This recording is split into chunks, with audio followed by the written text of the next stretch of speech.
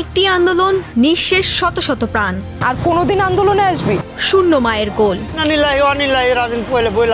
পিছন থেকে এক পুলিশ সদস্য এইখানটাতে আমার পায়ের উপর পাড়া দিয়ে গুলি করে, তখন আর কি তাইম এই পজিশনটাতে সামনের দিকে পড়ে যায়।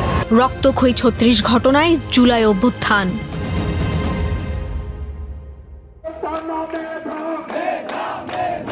চব্বিশের জুলাইয়ের শুরুতেই ঢাকা বিশ্ববিদ্যালয়ের ক্যাম্পাসে জোরালো হতে থাকে কোটা সংস্কারের দাবি। প্রথম দিকে আন্দোলন, সমাবেশ, মিছিল আর প্রতীকী কর্মসূচিতে সীমাবদ্ধ থাকলেও দিন গড়ানোর সঙ্গে সঙ্গে আন্দোলনের তীব্রতা ছড়িয়ে পড়ে সারা দেশে। ২ জুলাই শাহবাগ অবরোধ, ৪ জুলাই মহাসড়কে বিক্ষোভ, ৬ জুলাই বাংলা ব্লকেটের ঘোষণা। যে কোটাকে একটা ন্যূনতম মাত্রায় নিয়ে আসতে হবে। এই আন্দোলনের আরেকটি গুরুত্বপূর্ণ কেন্দ্র ছিল আদালত, কারণ বিতর্কের শুরুই হয়েছিল সরকারি চাকরির কোটা নিয়ে দেওয়া আদালতের রায় এবং আইনি প্রক্রিয়া নিয়ে। আপিল বিভাগ দিবেন, সেই ফয়সালা সবাইকে মেনে নিতে হবে। প্রশ্ন হলো, কোটা নিয়ে বিতর্কের শুরু হলো কবে এবং কিভাবে? তা জানতে হলে একটু পেছনে যেতে হবে। ২০১৮ সাল কোটা সংস্কার আন্দোলনের পর সরকার সরকারি চাকরিতে কোটা বাতিল করেছিল, কিন্তু ২০২৪ সালের ৫ জুন হাইকোর্ট সেই পরিপত্র অবৈধ ঘোষণা করেন। ফলে ৫৬% কোটা, যার মধ্যে ৩০% মুক্তিযোদ্ধা কোটা আবার কার্যকর করা হয়। শিক্ষার্থীরা সরকারকে সময় দিয়েছিলেন ৩০ জুন পর্যন্ত। প্রথম দাবিটা হচ্ছে 18 পরিপত্রকে পুনর্বহাল করতে হবে।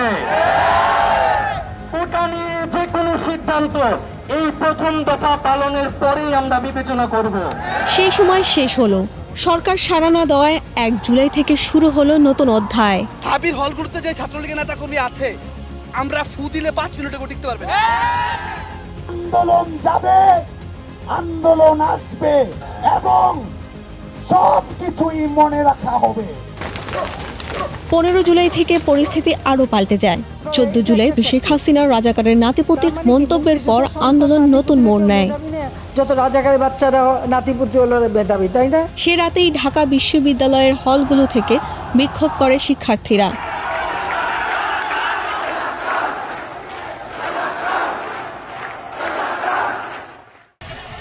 পরের দিন ছাত্রলীগের পাল্টা অবস্থান ও হুঁশিয়ারির মধ্যেই ক্যাম্পাসে দফায় দফায় হামলা চালানো হয় আন্দোলনরত শিক্ষার্থীদের ওপর।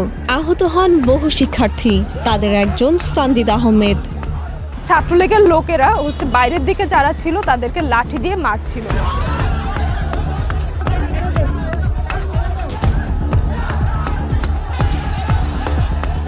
একটা ইট এসে আমার মুখের উপর পড়ে এবং আমি মারাত্মকভাবে জখম হই। আমরা তারপরও বাধ্য হয়ে এই জায়গাটা দিয়ে যখন পালাতে যাই, তখন ওরা আমাদেরকে লাঠি দিয়ে বিশেষ করে পায়ের উপর মারতে থাকে এবং বলতে থাকে যে আর কোনোদিন তোরা আন্দোলনে আসবি, আর কোনোদিন আন্দোলনে আসবি।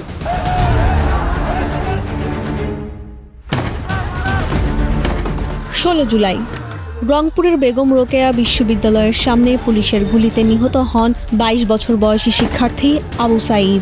সেই ভিডিও মুহূর্তেই ছড়িয়ে পড়ে দেশ জুড়ে। পুলিশের করা গুলিতে আবু সাঈদের লুটিয়ে পড়া সে দৃশ্য আন্দোলনের গতি বাড়িয়ে দেয়।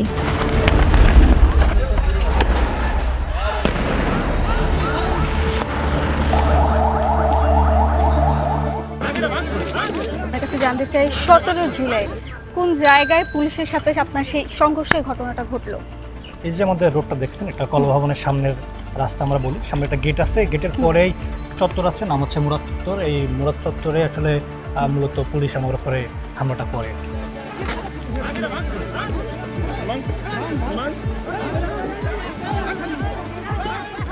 পুলিশ সদস্যরা এখানে চারিপাশে অবস্থান করছিল, তো গাড়িটি এখানে ঠিক এই জায়গাটাতে থামিয়ে তাদেরকে পুলিশে জিজ্ঞাসা করে এবং তাদেরকে মারধর শুরু করে। তখন আমি এই সাইডে দাঁড়ানো ছিলাম, আমি তখন আমার মুঠোফোনটা বের করে ভিডিও ধারণ করার চেষ্টা করি এবং ভিডিও করি পুরো ঘটনা। ভিডিও করার একটা পর্যায়ে এক পুলিশ সদস্য এসে আমার ফোনে শটগান দিয়ে আঘাত করে। তখন আমি ফোনটা কোনো মতো সামলিয়ে আমার পরিচয় দিই যে আমি সাংবাদিক, প্রথম আলো সাংবাদিক জাহাঙ্গীরনগরের। তার ভিতরে ওখানে যারা আরও পুলিশ ছিল ১০ থেকে ১৫ জন, তারা আমার উপরে আঘাত করে। ওই আঘাত আমি আত্মরক্ষার জন্য কোনোরকম সামলিয়ে এই পায়ে দিয়ে ঘুরে যখন দৌড় দেওয়ার চেষ্টা করি, তখন তারা আমার পিছন থেকে ইট, পাটকেল এবং খোয়া ছুঁড়ে মারে। একটা পর্যায়ে আমি যখন দৌড়ায় এই পাড়ি দিয়ে চলে যাই, তখন তারা 2 রাউন্ড গুলিও ছড়ে আমার দিকে, কিন্তু ভাগ্যবশত আমার গুলিটা আমার শরীরে লাগে না। এ তো গেল আব্দুল্লাহ আল মামুনের অভিজ্ঞতা, কিন্তু সেদিন দেশের বিভিন্ন প্রান্তেই ছড়িয়ে পড়েছিল সংঘর্ষ, হামলা আর দমনপীড়ন। আমাদেরকে ডিসি স্যার এই জায়গায় ব্রাশ ফায়ার করবে, মাইরা ফেলবে, তারপর আমরা এখান থেকে যাব। ঢাকা বিশ্ববিদ্যালয় সহ একের পর এক ক্যাম্পাস থেকে ছাত্রলীগের নেতাকর্মীদের সরিয়ে রাজনীতি মুক্ত করার ঘোষণা দেন সাধারণ শিক্ষার্থীরা। বিক্ষোভ আর অবরোধে অচল হয়ে পড়ে দেশের বিভিন্ন ক্যাম্পাসগুলো। পরিস্থিতি সামলাতে জাতির উদ্দেশ্যে ভাষণ দেন তৎকালীন প্রধানমন্ত্রী শেখ হাসিনা। বনজন হারাবার বেদনা যে কত কষ্টের তা আমার থেকে আর কে বেশি জানে। কিন্তু তাতেও রাজপথের উত্তেজনা মোটেও কমেনি।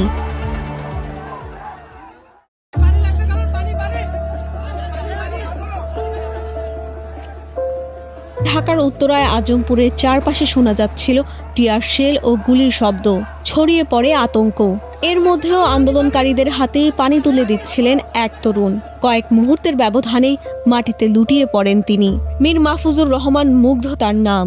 গুলিবিদ্ধ হয়ে সেদিনই মারা যান মুগ্ধ।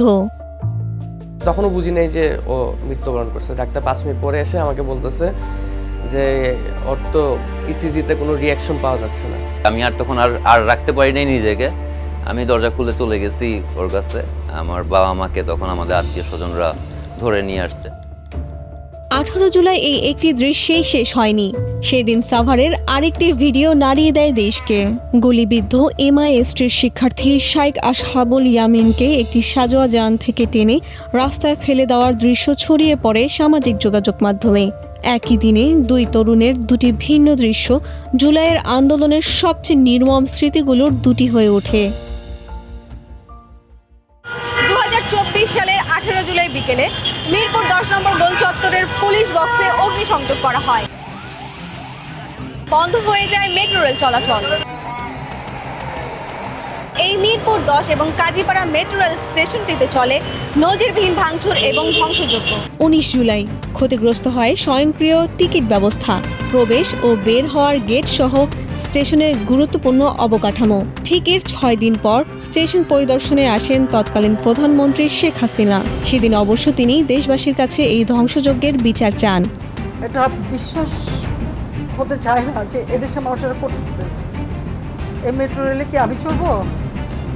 যেই কষ্ট আমি লাঘব করতে চেয়েছি, এই কষ্ট আবার যারা সৃষ্টি করলো তাদের বিরুদ্ধে আপনাদেরই রুখে দাঁড়াতে হবে।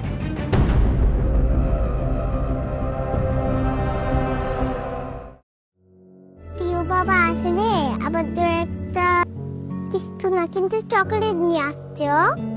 প্রিয় বাবা নাই বাড়িতে। যখন বাইরে গেছে আর পুলিশ এসে ওকে গুলি মেরে দিয়েছে। চলমান সহিংসতার মাঝেই আরেকটি জীবন থেমে যায় 19 জুলাই। গুলিতে নিহত হন আলোকচিত্রী তাহির জামান। এই মৃত্যুর অর্থ তখনও বুঝে ওঠেনি তার 4 বছরের মেয়ে সাদিরা। বাবার নিথর দেহ দেখেও সে ভেবেছিল প্রিয় বাবা ঘুমায়। 2 বছর পেরিয়ে গেলেও ছোট মেয়েটির কাছে বাবা যেন এখনো ঘুমিয়ে আছে। ওর বাবা তো এসে ওকে ক্যামেরাটা দিয়ে দিত।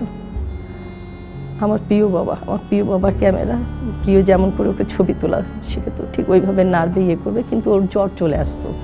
তখন আমরা ডিসিশন নিলাম যে ওকে আসলে আমরা ক্যামেরার সামনে নিয়ে আসবো না। সবাই ফোন দিচ্ছে, বলছে যে প্রিয়কে আমরা খুঁজছি। রাত 1টার সময় ফোন আসলো, প্রিয়কে ঢাকা মেডিকেল মর্গে পাওয়া গেছে। আসলে তখন আমি শক্ত হয়ে গেলাম।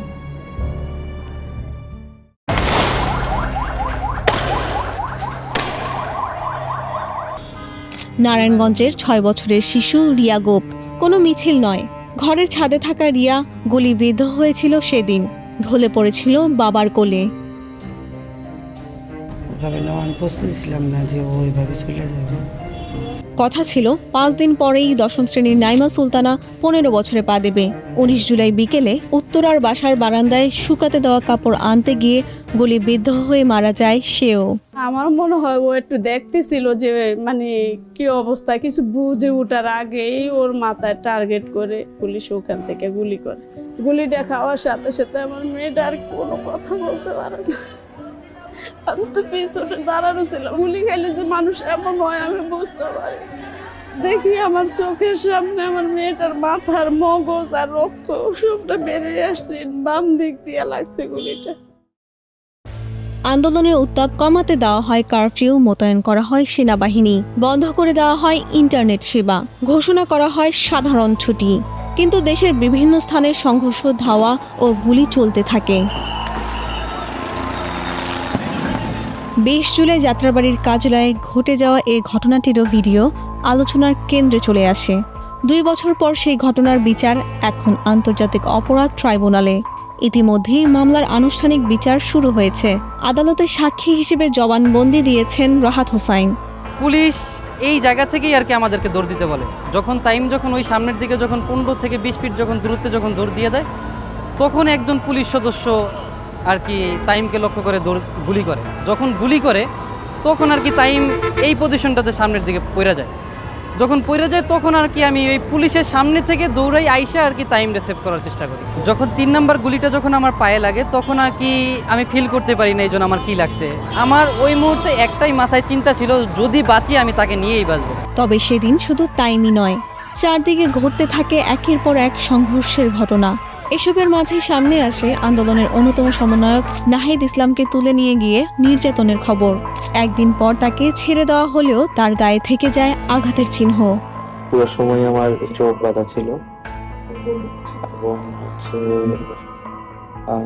কিছু প্রাথমিক জিজ্ঞাসাবাদ শুরু করলো আন্দোলন সম্পর্কিত।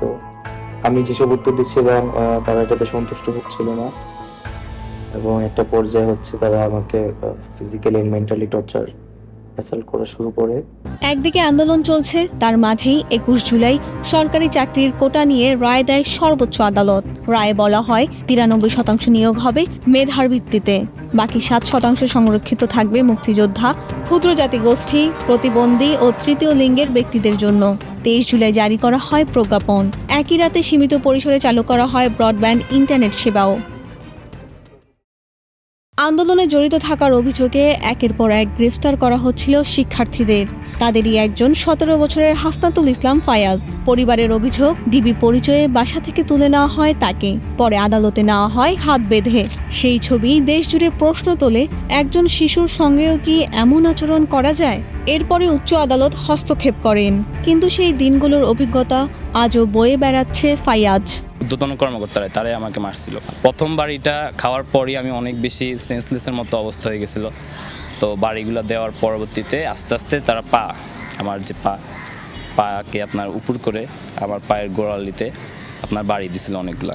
তারা বারবার খালি ভিডিও অন করতেছিল আর আমাকে বলতেছিল যে বল তুই এটা করছিস। 26 জুলাই আন্দোলনের নেতৃত্ব তখন চাপের মুখে। গণস্বাস্থ্যনগর হাসপাতালে চিকিৎসাধীন ছিলেন 3 সমন্বয়ক নাহিদ ইসলাম, আসিফ মাহমুদ ও আবু বাকের মজুমদার।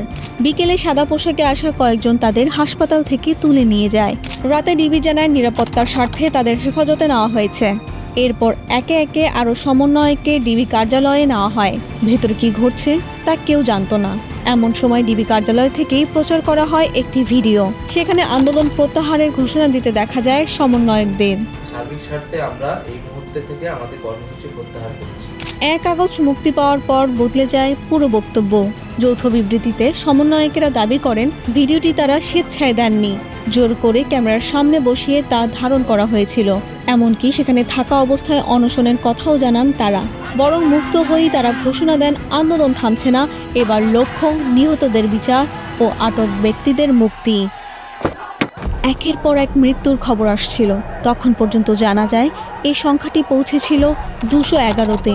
সেই শোক আর ক্ষোভ ছড়িয়ে পড়েছিল সোশ্যাল মিডিয়াতে। লাখো মানুষ ফেসবুকের প্রোফাইলে লাল ফ্রেম লাগিয়ে জানিয়ে দিয়েছিল তাদের প্রতিবাদ।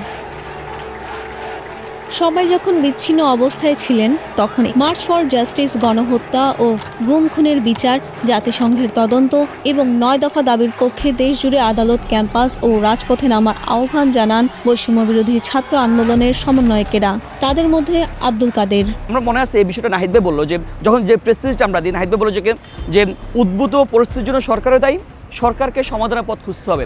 বৃহস্পতিবার বিকাল থেকে কিন্তু ইন্টারনেট হচ্ছে গিয়ে আসে যায় অবস্থা। কিন্তু ফাহাদ ভাইয়ের সাথে যোগাযোগ করলাম যে ভাই ওরা এমন বলতেছেন তাহলে ওই যে প্রথম দফাটা ওইভাবে না দিয়ে আমরা কীভাবে দিবে যে নিঃশর্ত ক্ষমা চাইতে হবে।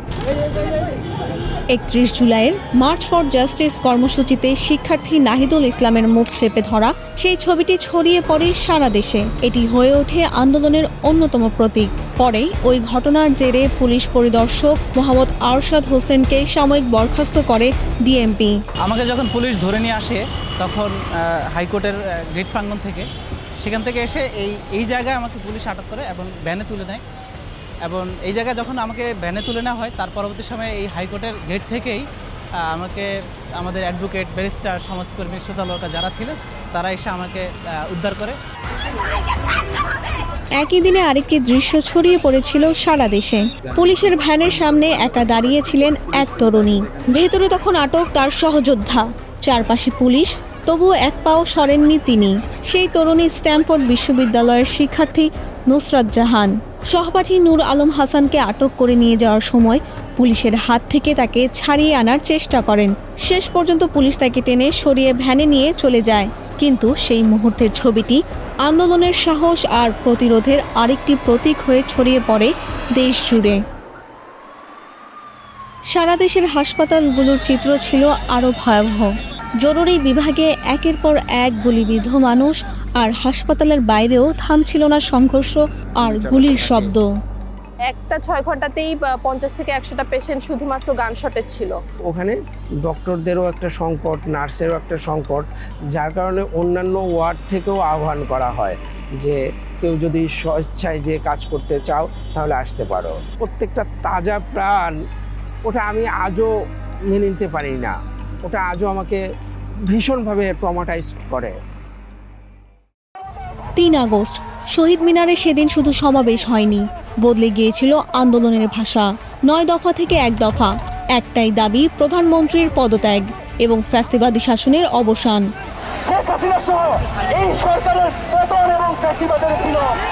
রাজপথে যখন 1 দফার দাবিতে উত্তাল জনতা, তখন গণভবন থেকে এলো আলোচনার প্রস্তাব। তৎকালীন প্রধানমন্ত্রী শেখ হাসিনা বললেন, গণভবনের দরজা খোলা, আন্দোলনকারীরা চাইলে যে কোনো সময় আসতে পারে। তারা যদি এখনো আসতে চায়, কথা বলতে চায়, আমি তাদের সাথে কথা বলতে চাই। সরকার পদত্যাগের 1 দফা দাবিতে বৈষম্য বিরোধী ছাত্র আন্দোলনের ডাকা সর্বাত্মক অসহযোগ কর্মসূচির প্রথম দিনে সারা দেশে 18 জেলায় ব্যাপক সংঘাতের খবর। সেদিন 4 আগস্ট ফার্মগেটে গুলিবিদ্ধ এক কিশোর রিকশার পাদানিতে মৃত্যুর সঙ্গে লড়ছে। তার হাত দুটো তখনও শক্ত করে ধরে আছে রিকশার রড। হাসপাতালে নেওয়ার পথেও বাধা। শেষ পর্যন্ত আর বাঁচানো গেল না 17 বছরের গোলাম নাফিজকে। কিন্তু রক্তাক্ত সেই ছবিটি সেদিন হয়ে উঠেছিল জুলাইয়ের সবচেয়ে নাড়া দেওয়ার প্রতীকগুলোর একটি। এই যে এখানে পড়ে আসছিল, এখানে ফালায় রাখছিল, যে নামাজ পড়তেছে, সেজদা দিতেছে, এই জায়গা পুলিশে কইতাছে গুলি করা আরো 3টা 4টা, আর পুলিশে কইতাছে রিস্কালার একটা গুলি করে দে। আমি ধরছি হাত, পুলিশ ধরছে ঠ্যাং ধরে রিস্কার ভিতরে উঠে দিচ্ছে। এইখানে বসাইছিলাম, বসার পরে পরে কইলাম স্যার শুয়াই দেন, শুয়াই দিতেছে। পরে আমার এই চেনের ভিতরে হাত জায়গা, পরে আমি এই হাতটা এদিকটা দিয়ে দিচ্ছি। আমি ওই টাইমে ইন্নানিল্লাহি ওয়া ইন্নাইলাহি রাজিউন বইলা লাগছি। কারওয়ান বাজারের ঠিক এই জায়গাতেই আন্দোলনকারীদের লক্ষ্য করে শুরু হয় গুলি। একের পর এক ছোড়া হচ্ছিল রাবার বুলেট, কাঁদানে গ্যাসের সেল আর সাউন্ড গ্রেনেড।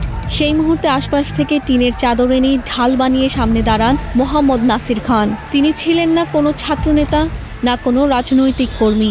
একজন সাধারণ স্যানিটারি মিস্ত্রি হয়েও আওয়ামী লীগ নেতাকর্মীদের হামলার মুখে গড়ে তুলেছিলেন প্রতিরোধের এক ব্যতিক্রমী দৃশ্য। মানে ওই পাশ থেকে কারওয়ান বাজার মোড় থেকে আমাদের tear shell, rubber bullet, sound grenade, তারপর হচ্ছে একদম সরাসরি গুলি পর্যন্ত করা শুরু করছে। সোনারগাঁও হোটেলে যাওয়ার আগে এই পাশে দেখবেন ব্যারিকেড দেওয়া আছে। এই এখন মনে হয় নতুন টিন লাগাইছে কিনা আমি জানি না, এই টিনটা ওইখান থেকে আমি ছুটাই। এটা অনেক বড় টিন ছিল, এটাকে আমি টুকরা করছি, 2 টুকরা করছি। গুলি করলে আমি সামনের দিকে যে আমি আহত হব বা এরকম ওই সেন্সটা তখন কাজ করে। 1 দফা দাবিতে আন্দোলনকারীরা রোড টু গণভবন সংসদের দিকে এগিয়ে যান। পুলিশ আর সেনাবাহিনীর বাধার মুখেও পড়েন তারা। এর মাঝে খবর আসে 5 আগস্ট প্রায় 2টায় পদত্যাগ করে শেখ হাসিনা এবং একটি সামরিক হেলিকপ্টারে তিনি এবং তার ছোট বোন শেখ রেহানা ভারতের উদ্দেশ্যে পালিয়ে যান। দেশ এ খবরে আনন্দে উত্তাল। সংসদ ও গণভবনে ঢুকে পড়েন অসংখ্য মানুষ।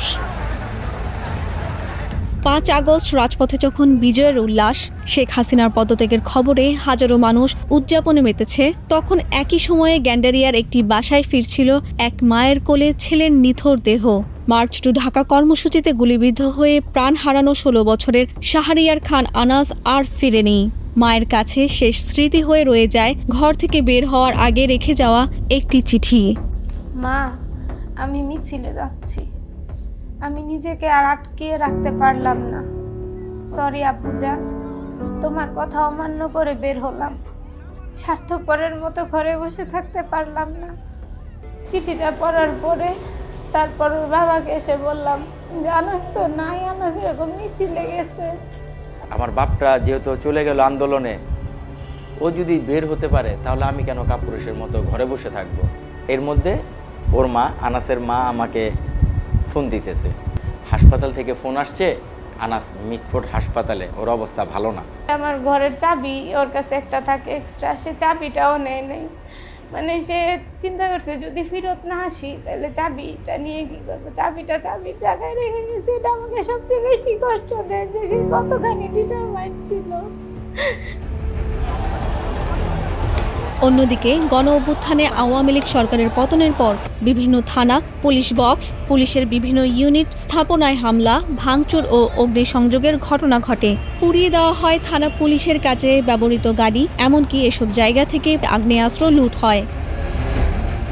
গোলাবারুদ লুট হয় 6,51,832টি, এমনটাই জানিয়েছিল পুলিশ সদর দপ্তর।